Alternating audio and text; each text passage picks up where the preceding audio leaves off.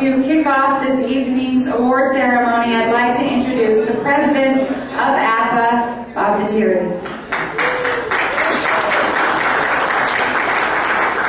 I'd like to get to this year's recipient of our annual Excellence in Journalism and Outstanding Contributions to the Pet Industry Award, Victoria Stilwell.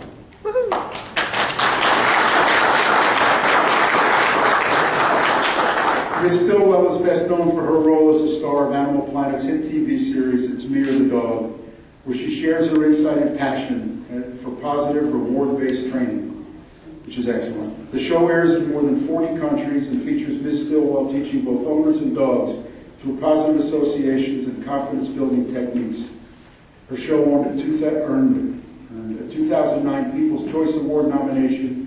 In 2010, she launched Victoria Stilwell Positively Dog Training, the world's first global network of hand-picked, world-class, positive reinforcement dog trainers dedicated to providing the public a brand name they can trust in humane, force-free training.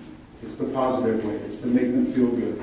Ms. Stilwell has also written 2 best-selling books, It's Me or the Dog, How to Have the Perfect Pet, and Fat Dog Slim, How to Have a Healthy, Happy Pet. You should read that. And has appeared on countless talk shows, news broadcasts, and radio shows around the world. She's a regular columnist of The Bark, Dog World, American Dog, and Dog Today's magazines, where she further promotes her ideals. Additionally, her fondness for rescue animals in need of rehabilitation is evident in her efforts with various animal rescue organizations. She has also served as a judge on CBS's Greatest American Dog. Ms. Stilwell is the proud owner of a chocolate lab named Sadie, and is the leading force behind the Victoria Stilwell Foundation. The foundation provides financial support and canine behavior expertise to assistance dog organizations and small animal rescue shelters while promoting the concept of reward-based, positive reinforcement dog training philosophies in organizations and households throughout the United States. We are delighted to honor Victoria for her commitment and contributions to the pet industry.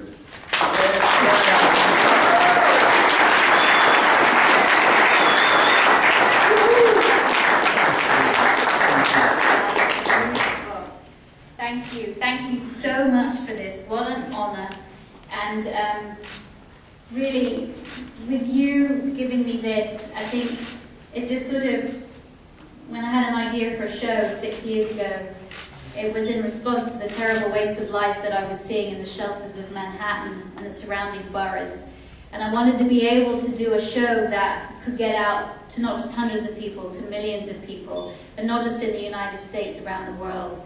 And 6 years later, that's what has happened, which I'm very thankful for. I wanted to be able to give people some really great education on not just positive reinforcement training, but on responsibility about spay and neuter, and how we could reduce the pet overpopulation problem in this country.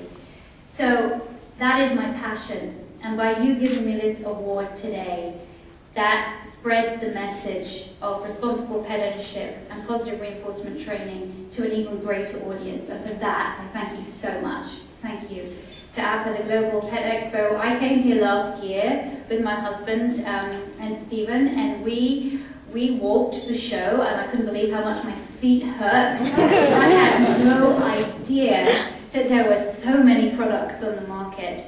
And a lot of the products that I saw on that show I used on my show, which was great. But this year I'm very excited to be coming out soon with my own product line, and very much designed for the dog owners and the dogs in mind, their comfort and to make life easy for everybody. I do think positive reinforcement is the way that we need to treat animals now. I think traditional training methods are a thing of the past.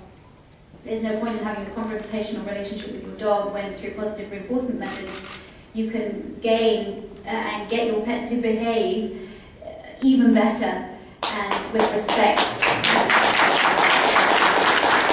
I don't believe in intimidation training. I believe that the best leaders are the ones that can lead without force. And I want my dog to cooperate with me and want to be with me because she wants to, not because she's frightened of what happened to her if she doesn't.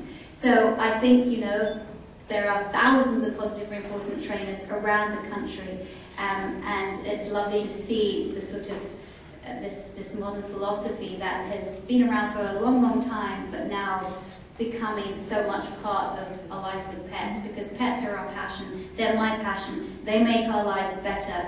And the foundation that I've set up is very important to me. That was set up, I was living in Manhattan during September the 11th, 2001, and I volunteered with the ASPCA, and I worked with the ASPCA, the therapy dogs that used to come to Pier 94, where the families of the victims would get on a boat and go down the Hudson River and throw flowers and wreaths into the river to remember their loved ones that they lost. And these therapy dogs would go on the boat, and I have to say, it was a very terrible sight to see, but it was also a beautiful sight to see, because when the people got on the boat, they weren't talking to each other, they were very sad.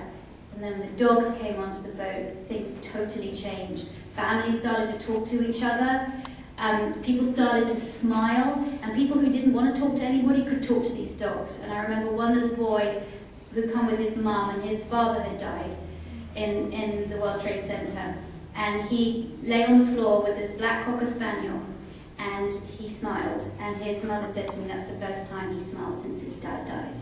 So that is the reason why I've set up the foundation, to benefit canine assistance organisations and the smaller rescue shelters that sometimes get overlooked for the bigger humane societies.